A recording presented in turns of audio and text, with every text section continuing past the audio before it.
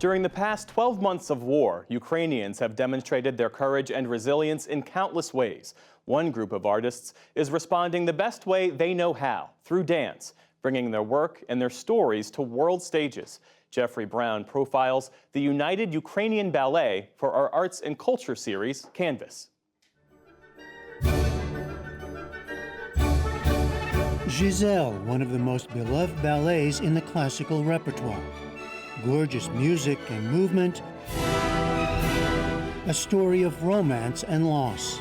But this production, performed recently at Washington, D.C.'s Kennedy Center for the Performing Arts, had its own added story, one dancers like Alexei Knaskov brought to the stage. All dancers, or maybe all of Ukrainians, have this floating on the waves all the time, with emotions, with everything. We don't know how it will end. We don't know we'll have our homes when we will come back. Before the Russian invasion of Ukraine, Knaskov, 30, was a principal dancer with the Kharkiv National Opera and Ballet in Ukraine's second largest city. The war put a stop to his career, as to so much else.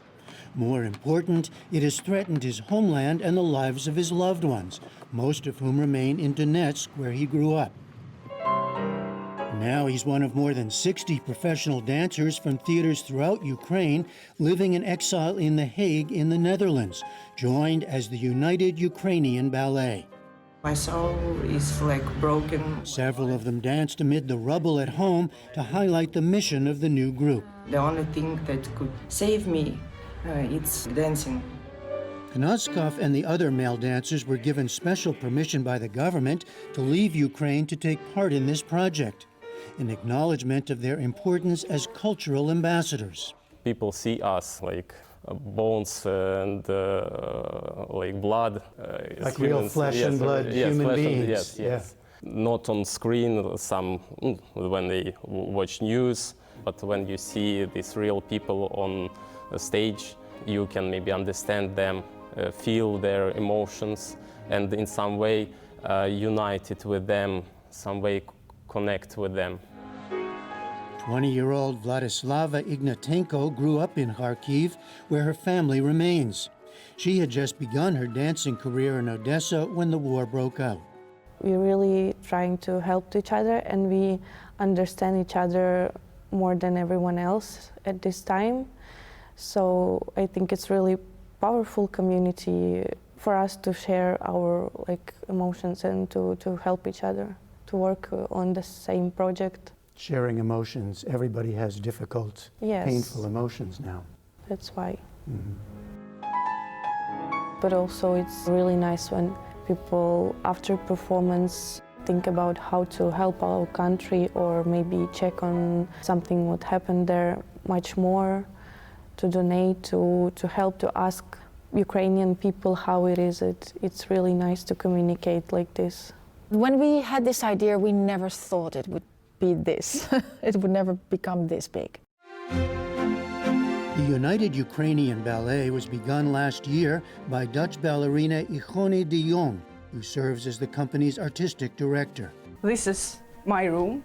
She helped find lodging and studio space in The Hague and gradually brought more dancers into the fold. This is unlike anything she or the dancers have ever done. For one thing, ballet requires enormous discipline and focus. But these dancers necessarily have their minds on their families and friends back home.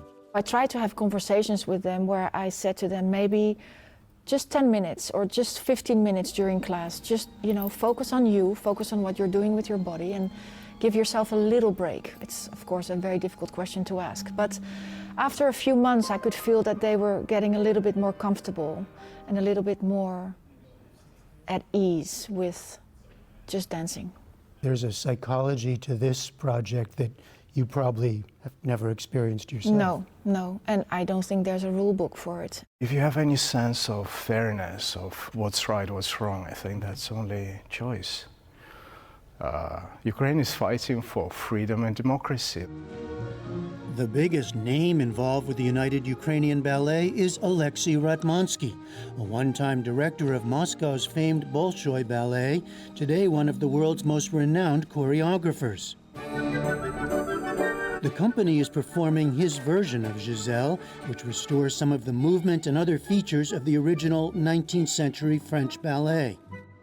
And he brings his own unusually personal story to this project. His mother is Russian, his father Ukrainian. He was born in Leningrad, now St. Petersburg, Russia, but raised in Kiev. On the day Russia attacked Ukraine, he was actually in Moscow working with the Bolshoi, and his world changed too. When my wife called me from New York saying Kiev is bombed, it was 5 a.m. I didn't have any choice. I just left right away. I grabbed my team, and I felt that this door is shut for me because I can't split. I can't sit on two chairs. I have to make a decision. And the decision is the Ukrainian identity and the country must be supported. Right, right. That support is now evident in his work with the United Ukrainian Ballet. Also in his public criticism of prominent Russian artists for not speaking out. He understands why some Russians, fearing for their families, might stay silent. But, he says, you can't pretend that nothing is going on. You can't say life continues, we're happy, we are dancing. You know, there is something that just doesn't work that way.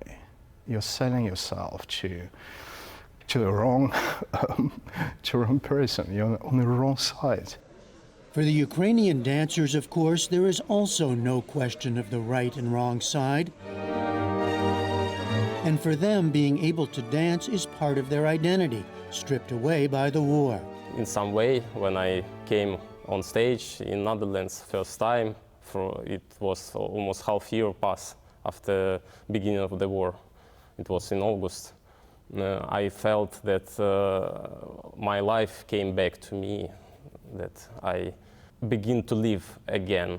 Are you worried that the rest of the world isn't paying as much attention anymore? Sometimes it's doubts about it, but then you came to another country and you see people interested in news about Ukraine. So our mission to make it Remind. Yeah, more people to keep it in mind.